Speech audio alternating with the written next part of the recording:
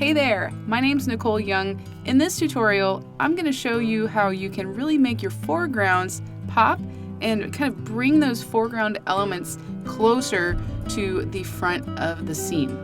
This technique works best with images that do not have a lot of vertical lines in the image. You kind of want to do this with photos that have a little bit more of an organic feel to them. Not organic in the subject matter, but organic in the shapes and the lines.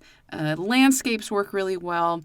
Some other types of photos. I've got a travel photo I'm going to show here. And another thing that I love to use this with is with food photography. And that's going to be the last photo that I show. So I have 3 images total I'm going to show here and how this technique can really work. So I'm inside of Photoshop and I'm just working on the main image layer here, but I do need to have this layer unlocked in order to do the transformation that I want to do. And you can do that really simply just by going over to the Layers panel and clicking on that lock icon to unlock the layer. If your layer is already unlocked, you don't need to worry about that. But you do need to make sure that you are applying this to an actual pixel image layer, basically the main image layer that you're working with. Next, I'm going to go up to Edit, Transform, and then down to Perspective. Then I'm going to press and hold the Option or Alt key. The cursor will change a little bit when you're hovered on the inside, but when you move it outside and go over one of those corners, the cursor turns into this little white arrow. With that Option or Alt key still pressed, I'm going to click and drag that bottom part, and I'm just going to move it to the right. And I'm not going to move it too far, just a little bit. Once I have everything in place, I'm going to press the Return or Enter key.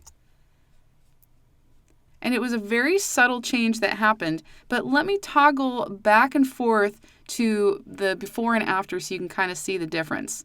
So here's the before and here's the after. And it's really just bringing the foreground a little bit closer to the camera. Now let's go ahead and try this with another photo. Here I have an image I photographed in Morocco, and just a nice travel photo. So let's go ahead and repeat those steps. I have this layer locked, so I'm going to unlock it in the Layers panel by clicking on that lock icon. Next, I'll go up to Edit, Transform, Perspective. I'll press and hold the Option or Alt key, and I'll go down to one of those bottom corners, and then click and drag it out. And then I'll just stop and release everything, press that Return or Enter key. And again, let's kind of toggle that before and after back and forth. And by the way, I'm just going over to the History panel to preview my before and after. So I've got my before image and then my after image. It's just bringing everything a little bit closer to that camera. Now I'm going to go to my last image, and this is a food photo. Again, this is a locked layer, and I'll show you real quickly what happens if you don't unlock the layer.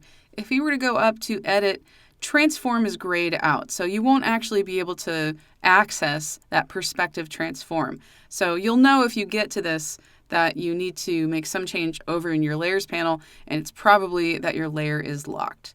So I'll go over to that Layers panel once again and unlock the layer, and I'll go back over to that Edit menu drop-down, go to Transform, Perspective.